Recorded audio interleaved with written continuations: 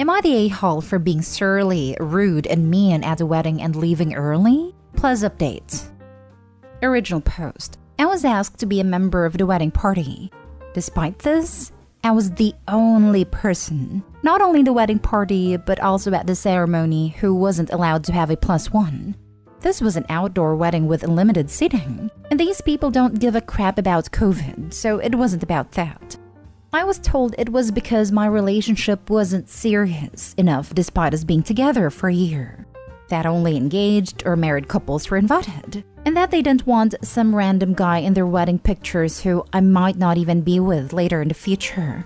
They don't want to have to look at some random guy in their pictures even though he wouldn't have been in any of the post pictures at all. Maybe just in the background of crowd shots. There have been zero conflicts between them and my boyfriend. And he's a nice and mild-mannered guy who gets along with everyone, so I don't think it was about him personally. I get to the ceremony and find out that literally everyone else has +1. Not just married couples, but there are couples there who have been dating for less time than me. This is when I started feeling surly. I smiled and played my part during the ceremony, but inside I was very surly and angry. We then got to the reception, which had way more people than the ceremony. This is where all the more distant friends were invited, and everyone there had +1. I was literally placed at a table as the one single person, and everyone else at the table was a couple. Some at the table were other members of the wedding party, but others were random distant acquaintances. People started asking me where my boyfriend was, and I said I was told he wasn't invited. They asked why, and I said I had no idea why. This is when I started letting my surliness show and started acting rude and mean, because I was humiliated. And then I was brought into conversation with the couple's male friend Dean. I was previously told that Dean has a crush on me, and I made it clear I wouldn't be interested even if I were single. Even after that, he kept trying to message me and I ignored him. But now the people who brought me into conversation with Dean were like standing around staring at us and giggling behind their hands, like they thought they were Cupid matchmakers. Dean was absolutely a participant in this. I was meaner to Dean than I've ever been to anyone in my entire life. I was as fully rude as I've ever wanted to be when being the target of someone's romantic interest unwantedly. It's true I don't really know if I was being set up, but I was already furious before that happened. Everyone was silent and awkward. I went back and finished my meal, and as soon as I was done, picked up my purse and left and went straight to my boyfriend's house, skipping most of the reception, cake cutting, speeches, and everything. I'm now being told by the couple that they're hurt and confused why I left so early. I haven't replied. Edit. I didn't want to describe the conversation because people would probably think really badly of me if they saw how horrible I really acted. But screw it. This was toward the end of the meal and some people are still eating and some people are just partying, standing and talking, circulating around the room. I was eating and someone comes over to me goes, "Hey, could you come over here for a second? Someone has a question for you." Already I was suspicious because that was a scenario straight out of the second grade lunchroom. But fine, whatever, maybe it has to do with my bridal party stuff. So I come over and who is standing there but Dean, looking really smug, and a few other people are standing there who are already giggling. So I already start feeling angry. Because again, this is reminding me of the second grade lunchroom scenario, and I'm already imagining how it's going to go. He actually started out with, "Hey beautiful," and I went, "What do you want?" in an angry tone. I think he sensed that this wasn't going to go like what he had in his mind, but he continued what he obviously planned out. So he said, "I just wanted to ask you something," and I said, "What?" He went, "There is something wrong with my phone. Can you help me fix it?" I said, "I don't know anything about phones. Sorry, can't help you," and turned around to go back. And he went, No. What's wrong with my phone is that it doesn't have your number in it." And I just went off, because I already made it clear I was not into whatever this was, and I already turned to leave. But he interrupted me leaving and kept going despite it all. I was furious because I was already angry, plus he wasn't paying attention to how I felt or caring about it. So I felt like he deserved what I was going to give to him. I raised my voice and said, "Dean, F off and leave me alone. No, you can't have my freaking number. No, I don't want to go out with you. I don't want to talk to you. I'm not attracted to you. I don't want anything to do with you. You are not interesting or attractive to me at all. I want you to leave me the heck alone. He was looking down during all of this and not at me. And I said, I want you to look at me and agree you're going to leave me alone from now on. Yes or no? And he said yes, and I said, look at me and say yes. So he did. So I turned around and left him alone after that. I know I humiliated him and I did it on purpose. I had to admit that, but it's true.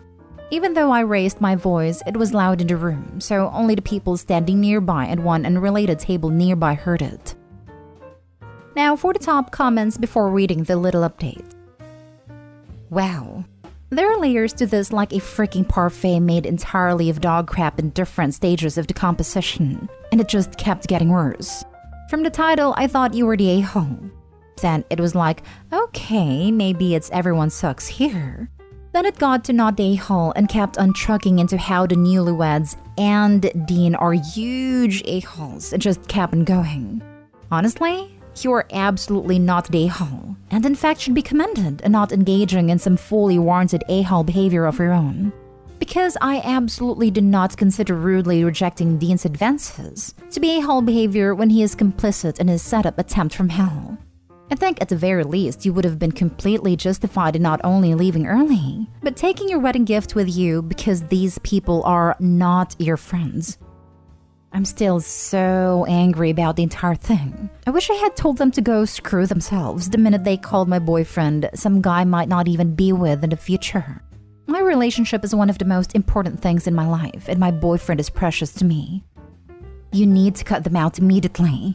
They have already proven they don't care about your feelings by ignoring the fact you previously said you do not want to date this dude.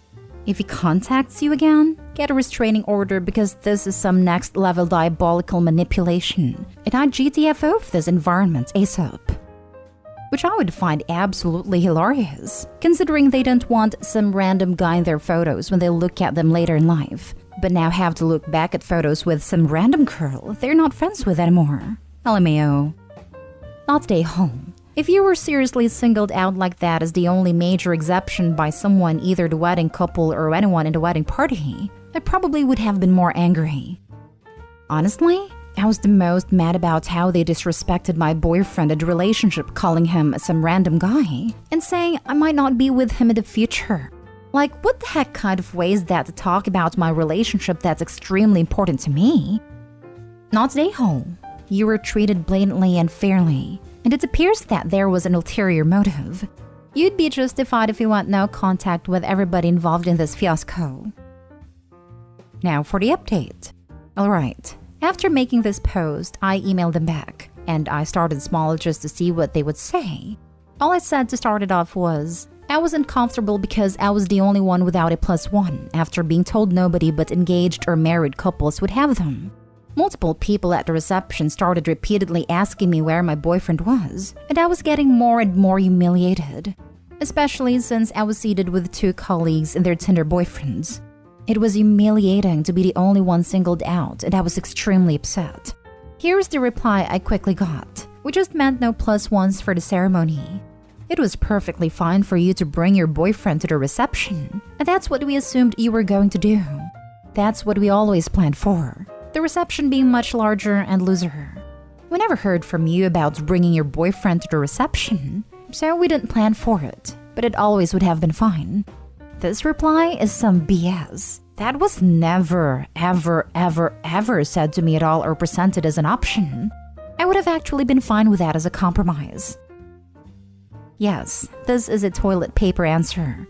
She's just trying to cover her butt. Was there an empty seat next to you? Nope. What kind of wedding doesn't account for everyone at the ceremony and the reception? She's been caught out and is lying. It's the weirdest thing I've ever heard. You're right, it's BS. Call it out. If that is the case, why was this option not brought up when I asked in person why I could not bring boyfriend? If you expected him, why did you not inquire as to why he did not RSVP?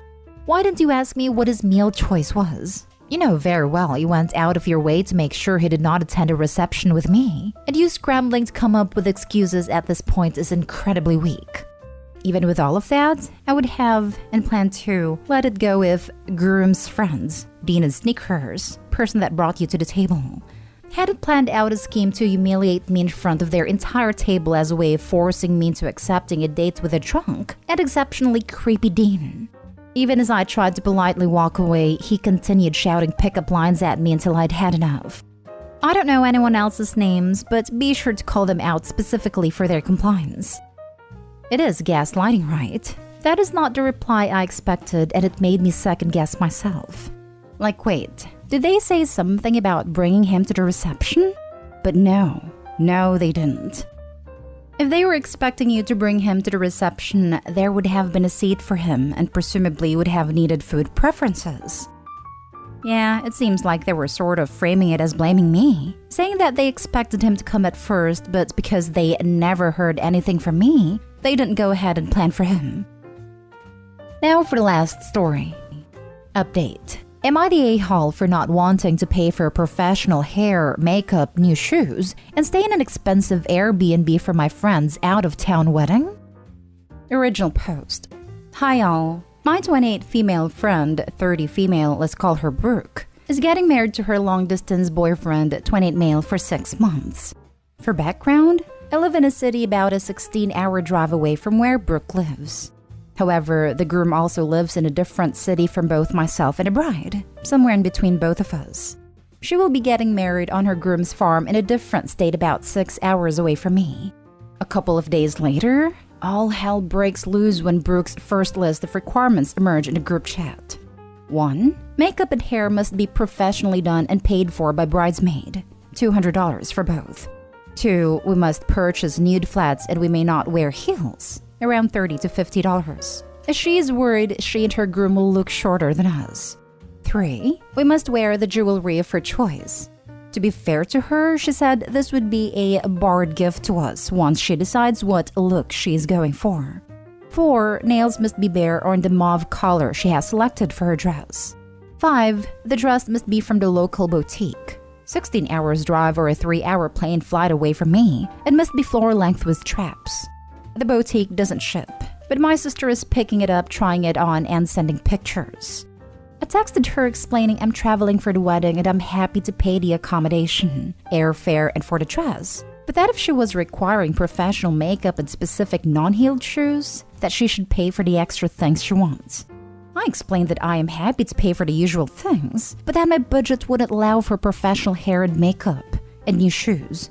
She said she would speak to her groom about allowing me to stay on the farm property, but that the makeup was non-negotiable.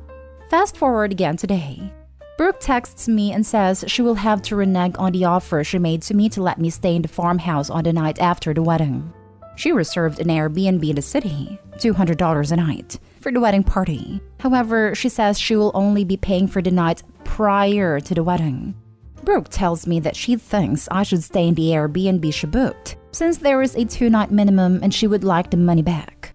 I politely declined and said I would try to find accommodations in the city for the night after the wedding, since there are some reasonable places to stay.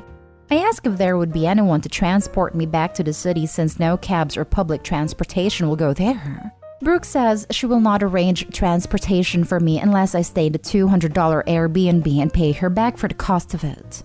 She said I may bring a tent or have to figure it out myself. I'm more than willing to pay for the dress, transportation, etc. The cost of being in her wedding right now is $1,256, including all travel expenses, dress, and extras she's asked for. Am I the a-hole? Now for the top comments before reading the update. Not the a-hole. Are you absolutely sure even going is worth it? I'm leaning really hard towards noping right out of this whole bizarre event. Not the a-hole. And all of this for a 6-month-old relationship. Brides have some of the most extreme cases of delusion/entitlement I've ever seen. Long distance at that. Not the a-hole. As someone planning a wedding myself, I would never demand my bridesmaid spend this much on something this specific. She should be footing that bill. I wouldn't bother going to a wedding where I'd have to spend $1,300 just for the wedding. I asked my girls to buy a navy dress on Amazon for $35 and show up. They looked beautiful, and I was giving them gifts. I don't understand the entitlement. I hope Opie knows she's not the a-hole, and I hope she doesn't waste her time and money to fulfill her friend's Instagram photo wishes. This is super considerate. I know the dress and looking presentable is part of it, so that makes sense to me. But it seems so focused on what I look like and how much I'm spending, and not at all in just being there to support her for her big day and having a good time. I do want to see her get married, but it seems like she wants me there for the Insta and that sweet, sweet purple aesthetic.